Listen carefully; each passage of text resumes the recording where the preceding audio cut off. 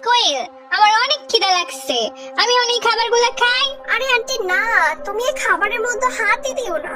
এই খাবারগুলো দেখো রাস্তায় করে এক সস্তা হোটেল থেকে নিয়ে আসছে। আমার মনে হয় এর ভিতর সস্তা ফ্রাইড রাইস বা চাউমিন হবে। তুমি শুধু শুধু তোমার হাতটা নষ্ট করো না। আরে খাবারের জিনিস এইভাবে ফালাই দিতে হয় নাকি? খাবার তো খাবারই হয়, ওক সেটা কম দামি খাবার। আমার তখন অনেক খিদা লাগছে, আমি এই খাবারগুলোই খাবো। আরে আন্টি, তুমি শুধু শুধু ভুল বুঝতেছো আমারে। এই খাবারগুলো খেয়ে যদি তোমার পেট খারাপ হয়, তাই আমি বলতেছি যে তুমি এটা খেও না। আমি তোমার জন্য খাবার অর্ডার করতেছি। আরে কোনো সমস্যা নাই, আমি দেখি এটার ভিতর কি আছে। আমার প্রচুর খিদা লাগছে, তুমি তোমাদের জন্য অর্ডার করো, আমি এটার ভিতর কি আছে দেখি। এরপর কোয়েলের আন্টি ওই বক্সটি খুলতে থাকে। যখনই সে বক্সটি খোলে, তার ভেতর থেকে অনেক সুন্দর সুঘ্রাণ আসতে থাকে। খাবারের এত সুস্বাদু ঘ্রাণ ছিল যে তাদের রুমের মধ্যে এই ঘ্রাণটা ভরে যায়। আরে কি সুন্দর ঘ্রাণ, আমার তো ঘ্রাণ শুনেই খাইতে ইচ্ছা করতেছে। মনে হচ্ছে অনেক এক্সপেন্সিভ কোনো খাবার হবে। এটা শোনার পর সেখানে থাকা কোয়েলের বন্ধুরা ওই খাবারের সামনে এসে ঘেরাও করে। এরপর তার আন্টি বক্সের ভেতর থেকে সবকিছু যখন বের করে থাকে, সেখানে একটি শরবতের বোতল বের করে। আর সেটা দেখে কোয়েলের এক বন্ধু বলে, আরে ভাই, এই শরবতের বোতলের দাম অনেক হবে। এটা বিদেশি শরবত মনে হচ্ছে, আমি এমন সেই একদিন খাইছিলাম। এটা অনেক এক্সপেন্সিভ হবে দোস্ত, এটা প্রাইস 10,000 টাকার উপর হবে মনে হচ্ছে। 10,000 টাকা দামের বোতলের কথা শুনে কোয়েল বিষয়টি মিলাতে পারছিল না। কারণ প্রিমিস এত দামি খাবার আনতে পারে তার জন্য সেটা সে কল্পনাতেও ভাবে না। এরপর আন্টি যখন ওই বোতলটি খুলে ওই শরবতটি খায়, তখন সে বলে, আরে এটা তো আসলে অনেক দামি শরবত। আমি কোম্পানি কাজের জন্য যখন একবার দেশের বাইরে গেছিলাম, তখন এই শরবত খাইছিলাম। উফ, এটা আসলে অনেক সুস্বাদু। এটা শোনার পর তো সবাই আরো অবাক হয়ে যায়। আর সবাই প্রিমিসের সেই বক্সে থাকা খাবারগুলো খাওয়ার জন্য আগ্রহ দেখায়। এরপর কোয়েলের আন্টি যখন সেই বিরিয়ানিগুলা খায়, তখন বলে, আরে এটা তো দেশি কাচ্চি বিরিয়ানি, কি সুন্দর ঘ্রাণ, কি টেস্টি খাইতে। এটা অনেক এক্সপেন্সিভ বিরিয়ানি, দেশি বিদেশি মশলা দিয়ে এই বিরিয়ানিটা বানানো হয়েছে। উফ, এই খাবার বাংলাদেশের খুব কম জায়গায় পাওয়া যায়। আরে আন্টি, তুমি বইলা বইলা কেন আমাদের মাথা নষ্ট করতেছো? তুমি তো দেশের বাইরে অনেক যাও, তাই এরকম খাবার খাইছো, আমরা তো জানি না এই সম্বন্ধে। এরপর সেখানে থাকা কোয়েলের বন্ধুরাও সেই বিরিয়ানি টেস্ট করে, আর তারাও অনেক প্রশংসা করে। তারা আগে কোনোদিন এত সুস্বাদু খাবার খায়নি কখনো। তুমি একটু খেয়ে দেখো এই বিরিয়ানি, তাহলে বুঝবা আমরা কেন এইগুলা বলতাছি। তারপর কোয়েলকে এক চামচ বিরিয়ানি খাইয়ে দেয়। সে এটা খাওয়ার পর তার মাথার হোশ উড়ে যায়, কারণ এই রকম বিরিয়ানি সে কখনো আগে খায়নি। সবাই বিরিয়ানি খেতে খেতে সবগুলো একদম শেষ করে ফেলে। আচ্ছা যাই হোক, তোমার সাথে দেখা করাটা সফল হয়েছে অন্তত। সেই একটা খাবার তো খাওয়াইলা, কিন্তু আমি জানতাম না যে তোমার জন্য এত ভালো খাবার কেউ নিয়ে আসবে। কে আনছে এই খাবার? কে তোমার এত চিন্তা করে?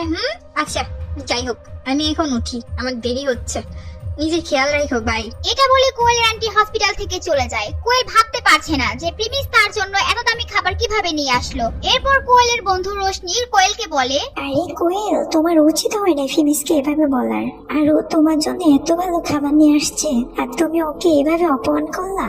তোমার এখন ওর কাছে সরি বলা উচিত। আমি মাপ চাইবো? আমি আমি কেন মাপ চাবো? আচ্ছা আমরা আগে বলো, ওর মতো গরিব একটা ছেলে এত দামি খাবার নিয়ে আসলো কোথা থেকে? আমার তো মনে হয় ও কোনো দামি হোটেলে কাজ শুরু করছে, আর ওইখান থেকে যে খাবারগুলো বাচ্চা গেছে ওইগুলা নিয়ে আসছে এখানে। রোশনি কোনোদিন ভাবতে পারে নাই যে এত কিছু হওয়ার পরেও কোয়েলের মুখ থেকে এইগুলো শুনতে পারবে। খাবারগুলো একদম তাজা টাটকা ছিল, কেউ এই খাবার দেখে বলতে পারবে না যে এটা জুঠা খাবার। আর এমন কোন হোটেল আছে যে সেখান থেকে তাকে 10,000 টাকা দামের শরবতের বোতল ফ্রি দিবে? কিন্তু রোশনি জানে কোয়েল অনেক জেদি, তাই সে আর কিছুই বলে না।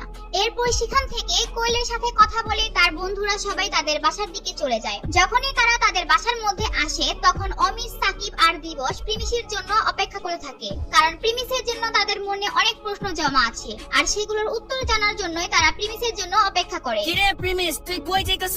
এই তো আমি রুমে যাইতেছি। আচ্ছা দাঁড়া, তুই আমাদেরকে আগে একটা কথা বল, তুই কোয়েলের জন্য যে খাবারগুলো নিয়ে গেছিলি, এইগুলা তুই কোথা থেকে নিয়ে আসছ? এই ব্যাপারে তো প্রিমিস কিছুই ভাবেনি। ভাবেনি যে তার বন্ধুরা এই খাবার পাওয়ার পর কি ভাববে, কোথায় থেকে এনেছে এইগুলোর জবাব কি দিবে। সারা রাস্তায় তো সে রিমিনিকে নিয়ে ভেবেছে। কিরে প্রিমিস, বলস না কেন? এত দামি খাবার তুই কোথা থেকে নিয়ে আসছ? আরে আমি তো তোমাদেরকে বলি নাই, আমি নতুন একটা জব পাইছি বড় একটা হোটেলে। সেখানে আমার সার্ভিস তাদের অনেক ভালো লাগছে, আর ম্যানেজার জানে আমি পাশাপাশি পড়ালেখাও করি আর আমার কয়েকজন বন্ধু আছে, তাই সে তোমাদের জন্য খাবার প্যাক করে দিছে। প্রিমিসের এই কথা শোনার পরও অমিত আর দিবস তো পুরোপুরি বিশ্বাস করে না, তাদের মনে সন্দেহ থেকেই যায়। তারপরও এখন প্রিমিসকে বলার মতো কিছুই ছিল না, কারণ হসপিটালে কোয়েল এমনিতেই অনেক কিছু বলেছে, তাই সে আর কিছুই বলে না। আচ্ছা দোস্ত, তোরা থাক, আমি একটু ক্লান্ত এখন, আমি একটু রেস্ট নিব, তোদের সাথে আবার কালকে কথা বলবো নে। এরপর প্রিমিস সেখান থেকে চলে যায় আর তার রুমে গিয়ে ঘুমিয়ে পড়ে। পরের দিন সকালে প্রিমিস ঘুম থেকে উঠে কলেজে চলে যায়, আর কলেজের ক্যাম্পাসের সামনে একটি মেয়ে প্রিমিসকে ডাক দেয়, আর সেই মেয়েটি ছিল বিলকিস। বিলকিস হচ্ছে প্রিমিসের এক্স গার্লফ্রেন্ড সুনাইরার রুমমেট। আপনারা হয়তো পার্ট 7 এ একটি মেয়েকে লাইভ করতে দেখেছিলেন, সেই মেয়েটি হচ্ছে এই মেয়েটি। আরে প্রিমিস, তুমি আমার লাইভে ফলো করো না? তোমার এই যে লাইভের মধ্যে দেখি না, তোমার যদি অ্যাকাউন্ট না থাকে তাহলে একটা নতুন অ্যাকাউন্ট খুলে আমাকে ফলো করো। এটা বলার পর প্রিমিস তাকে কিছুই বলে না, আর ঠিক সেই সময় সেখানে হাজির হয় প্রিমিসের এক্স গার্লফ্রেন্ড সুনাইরা। সুনাইরা এসেই বলে, আরে বিলকিস, এই ছেলেটা ফলোয়ার বানায় লাভ কি তোর? তোর লাইভের ভিতর আইসা 5 টাকা গিফট করতে পারবে না, এমন অ্যাকাউন্ট ফলো করলে কি না করলে কি? আরে কিছু গিফট করুক আর না করুক, ও আমার লাইভ দেখলে ভিউজ তো বাড়বে নাকি? আর তুই জানোস না, যত ভিউজ তত পপুলারিটি। প্রিমিস ওদের কথা শুনে কোনো জবাব দেয় না, কারণ সে ভাবতে থাকে আজকালকার ছেলে মেয়েরা কি ফালতু জিনিসের উপর টাইম নষ্ট করছে, তাই সে ওখান থেকে চলে যেতে নেয়। আর তখন সুনাইরা বলে, যে আমাকে কিছু দিতে পারে নাই সে আবার তোমাকে কি দিবে? যার দেওয়ার ক্ষমতা নাই সে আর কি করবে?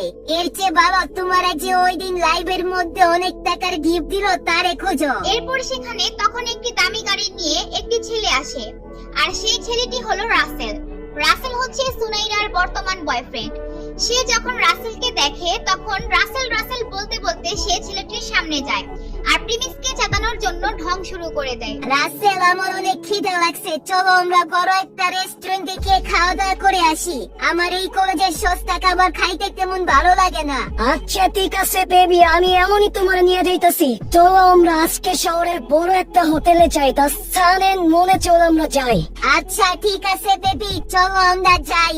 এরপর তারা রেস্টুরেন্টে যাওয়ার আগে প্রিমিসের সাথে খারাপ ব্যবহার করতে থাকে, কিন্তু প্রিমিস কি তাদের অপমানের জবাব দিবে সেটি আপনারা নেক্সট পার্টে দেখতে পাবেন। আর সেটি দেখার জন্য অবশ্যই দিবস গেমিং এর ইউটিউব চ্যানেলটি সাবস্ক্রাইব করে নোটিফিকেশন বাটনটি বাজিয়ে